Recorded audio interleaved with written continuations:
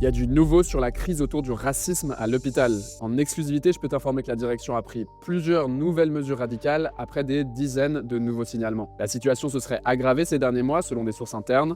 Résultat, des patientes et des patients auraient pu être moins bien soignés. Les HUG, eux, ils ont une autre version.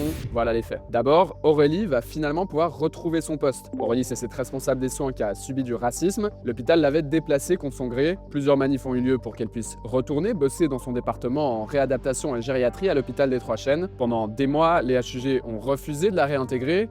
Les négociations ont été bloquées, le ministre de la Santé s'en est mêlé en organisant une médiation, et la semaine dernière, surprise, un communiqué des autorités annonce qu'un accord confidentiel a pu résoudre le différend de travail.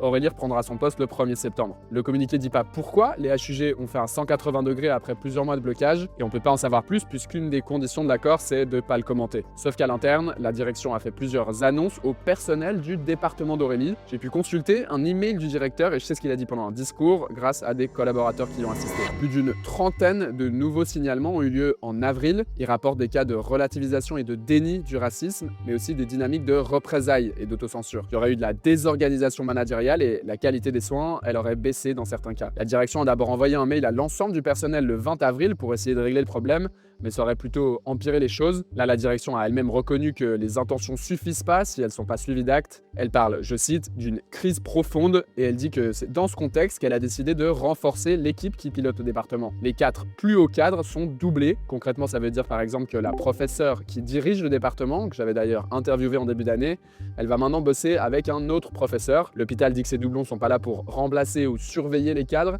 mais simplement pour leur apporter de l'aide en plus. Il n'empêche, en parallèle, la direction elle a commandé un audit externe sur la gouvernance du département. Donc les collaborateurs avec qui je discutais, ils voient ça comme la preuve que les cadres ont probablement dysfonctionné. Autre mesure forte, une personne qui avait tenu des propos racistes en avril a été licenciée. La direction a aussi débloqué plus d'argent et de personnel pour renforcer le groupe de protection de la personnalité. C'est l'organe qui gère les signalements. Et puis un nouveau code de conduite sera bientôt adopté. Bon, et qu'est-ce qu'en dit l'hôpital? J'ai appelé le responsable de la communication. Il m'a expliqué que la situation ne se serait pas aggravée.